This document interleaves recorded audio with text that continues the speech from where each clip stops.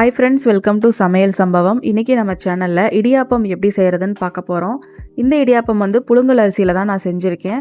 பச்சரிசிலையும் செய்யலாம், புழுங்கல் அரிசிலையும் செய்யலாம். புழுங்கல் அரிசியில் செய்யும்போது நம்மளுக்கு இந்த நெஞ்செரியிற பிரச்சனை அந்த மாதிரி எதுவுமே இருக்காது.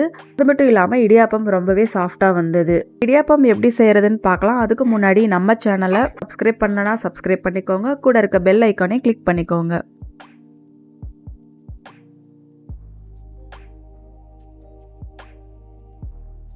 இடியாப்பம் செய்கிறதுக்காக 1/2 கிலோ அளவுக்கு அரிசி மாவு எடுத்திருக்கேன். பச்சரிசி, புழுங்கல் அரிசி எது வேணாலும் எடுத்துக்கலாம். கொஞ்சமாக உப்பு சேர்த்துக்கிறேன். இது 1/2 டீஸ்பூன் தான் நான் சேர்க்குறேன். உப்பு மாவில் எல்லா இடத்துலையும் மிக்ஸ் ஆகிற அளவுக்கு நல்லா கிளறி விட்டுக்கலாம். அடுத்ததாக கொஞ்சம் கொஞ்சமாக சுடு தண்ணி ஊற்றிக்கிற போகிறோம். சுடு தண்ணி ரொம்ப சூடாக இருக்குது, அதனால் கொஞ்சம் கொஞ்சமாக சேர்த்து ஒரு கரண்டி வச்சு நல்லா மிக்ஸ் பண்ணிக்கோங்க. எடுத்த உடனே நிறையா தண்ணி ஊற்றிடக்கூடாது, அப்படின்னா மாவு சரியாக வராது. கொஞ்சம் கொஞ்சமாக ஆட் பண்ணிக்கோங்க. சப்பாத்தி மாவு பதத்துக்கு நம்ம இதை பிசைஞ்சுக்கணும்.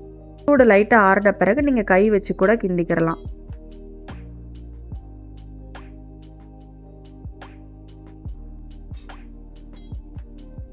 கட்டி எதுவும் இல்லாத அளவுக்கு நல்லா பிசைஞ்சு விட்டுக்கோங்க.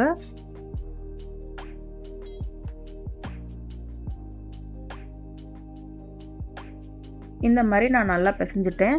கையில் கொஞ்சமாக எண்ணெய் அப்ளை பண்ணிவிட்டு மாவை சுற்றிலையும் அதை அப்ளை பண்ணிக்கிறேன். இது எதுக்குன்னா மாவு ரொம்ப நேரத்துக்கு உணராமல் இருக்கும், அதுக்காக தான் இந்த மாதிரி செய்கிறோம். இப்போது இந்த மாவு லைட்டாக சூடாக தான் இருக்குது, ஏன்னா நம்ம சுடு தண்ணி போட்டு தானே பிசைஞ்சிருக்கோம். இந்த டைம்லேயே நம்ம இடியாப்பம் பிழிஞ்சிடலாம். ஸ்டவ்வில் இட்லி பாத்திரம் வச்சு தண்ணி காய வச்சுருக்கேன்.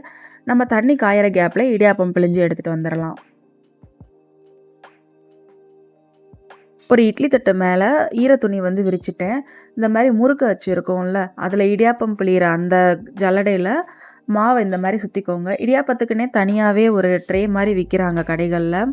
அது இல்லை அப்படின்னா நீங்கள் இந்த மாதிரி பெரிய இடியாப்பமாக போட்டுக்கிடலாம். உங்களுக்கு வேலையும் ஈஸியாக முடியும்.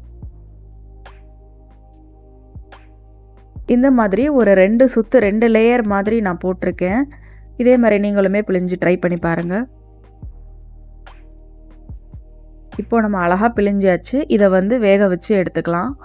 இது வேகிறதுக்கு 2லேருந்து 3 நிமிஷம் தான் ஆகும். இப்போ பாருங்கள், சூப்பராக வெந்துருச்சு. இதை ஒரு பிளேட்டுக்கு மாற்றிட்டு நான் காட்டுறேன் இது எந்த மாதிரி நல்லா வந்திருக்குன்ட்டு. துணி எதுலேயுமே ஒட்டவே இல்லை. நம்ம தண்ணி கூட தெளிக்கலாம், அப்படியே தான் எடுத்திருக்கோம்.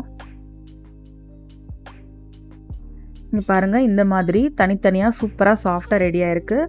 இதுக்கு தேங்காய் பாலும் ரெடி பண்ணால் தான் நல்லாயிருக்கும். அரை முடி தேங்காயை பொடி பொடியாக கட் பண்ணி எடுத்திருக்கேன். அது கூட ஒரு 12 போல் ஏலக்காய் சேர்த்துக்கிறேன். நம்ம இது கூடயே சேர்த்து அடிக்கும்போது ஏலக்காயோட ஃப்ளேவர் மட்டும்தான் உள்ளே இறங்கும், அந்த சக்கையாக வராது. இப்போ நல்லா நம்ம அரைச்சி எடுத்தாச்சு. ஒரு பாத்திரத்தில் ஒரு துணி வச்சுக்கிறேன். அதில் நம்ம அரைச்சி எடுத்துருப்போம்ல, அந்த தேங்காயை ஊற்றி ஃபில்டர் பண்ணிக்கலாம்.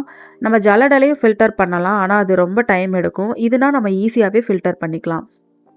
இதிலேருந்து வர சக்கையை இன்னும் ஒரு தடவை 2 தடவை போட்டு நல்லா அடித்து இதே மாதிரியே பால் எடுத்துக்கோங்க. இடியாப்பத்துக்கு தேங்காய் பாலும் ரொம்பவே நல்லாயிருக்கும், ஆட்டுக்கால் பாயாவும் நல்லா தான் இருக்கும். இல்லை நீங்கள் வெஜிடேரியன் சாப்பிட்றீங்கன்னா வெள்ளை குருமான்னு இருக்கும்ல, அதுவும் நல்லாயிருக்கும். இப்போ நம்மளோட இடியாப்பம் சூப்பராக ரெடி ஆகிடுச்சு. இதை ஆட்டுக்கால் பாயாவோட நான் சர்வ் பண்ணிட்டேன். ஆட்டுக்கால் பாயா எப்படி செய்யணுன்றது நம்ம சேனலே அப்லோட் பண்ணியிருக்கோம். நான் லிங்க் டிஸ்கிரிப்ஷன் பாக்ஸில் கொடுக்குறேன், செக் பண்ணி பாருங்கள். உங்களுக்கு இந்த ரெசிபி பிடிச்சிருந்ததுன்னா நம்ம சேனலை சப்ஸ்கிரைப் பண்ணிக்கோங்க.